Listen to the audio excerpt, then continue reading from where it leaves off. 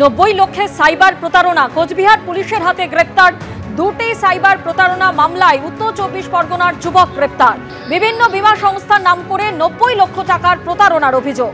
2022-2024-এ লক্ষ লক্ষ টাকার সাইবার প্রতারণার অভিযোগে মামলা।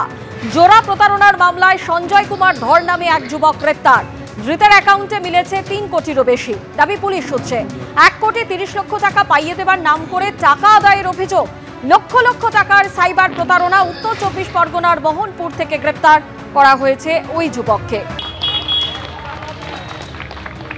একেবারে দেখো সরাসরি এই মুহূর্তে ছবিটা দেখাবো। আমরা ইকবালপুর থানার সামনে রয়েছি এবং সেই ইকবালপুর থানার সামনে কংগ্রেসের কর্মী সমর্থকরা তারা এসছেন এবং তারা এসে কিন্তু এখানে বিক্ষোভ সেটা প্রদর্শন করছেন এবং তারা যে বিষয়টা বলছে যে একেবারে আজকের 8 দিন হয়ে গেছে, গত সোমবারের রাতের পরবর্তীকালে আজকে এখনো পর্যন্ত এই যে ঘটনা, যুবকের মৃত্যুর ঘটনা ঘটলো, শুধুমাত্র যুবক হচ্ছে বাড়ির বাইরে মদের যে আসর বসেছিল সেই আসরে প্রতিবাদ করেছিল এবং তার পরবর্তীকালে সেই প্রতিবাদীকে বাড়ির সামনে খুন হতে হয়। কিন্তু এখনো পর্যন্ত গ্রেপ্তার শূন্য কংগ্রেসের কর্মীরা তারা রয়েছেন, একেবারে এই ঘটনায় গ্রেপ্তার শূন্য। আপনারা দাবি কি?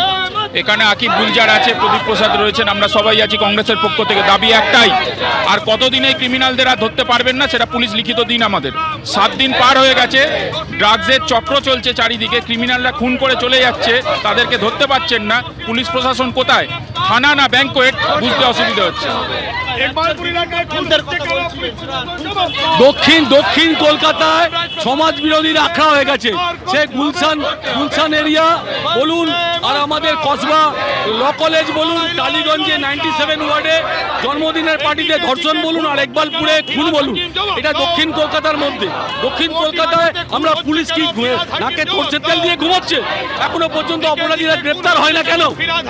পরপর কয়েকটি ঘটনা এবং সেই ঘটনার পরিপ্রেক্ষিতে একেবারে সেই ঘটনা তো রয়েছে, অন্যদিকে একেবারে যে ইকবালপুরে যে খুনের ঘটনাটি ঘটে সেই খুনের ঘটনার পরিপ্রেক্ষিতে কিন্তু একেবারে ইকবালপুর থানার সামনে দেখতে পাচ্ছ কংগ্রেস কর্মীরা তারা বিক্ষোভ দেখাচ্ছে।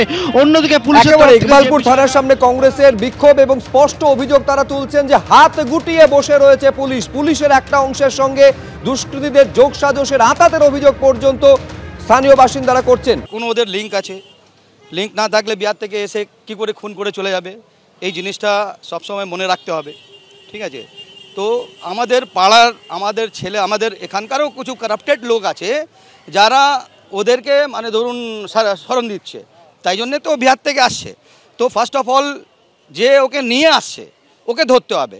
পুলিশ তো সবই জানে, পুলিশ কি জানে না? ধরুন পুলিশে আমাদের যা এলাকায় পুলিশ আছে ও তো পুরো সারা রাত ওদের ঘুরে বেড়াচ্ছে, ওদের ডিউটি আছে, তাহলে ও জানে না কোথায় বিক্রি মানে পাত্তা বিক্রি হচ্ছে, কোথায় হ্যাকিং হচ্ছে, কোথায় ক্রিমিনাল অ্যাক্টিভিটি হচ্ছে, সব জানে। তো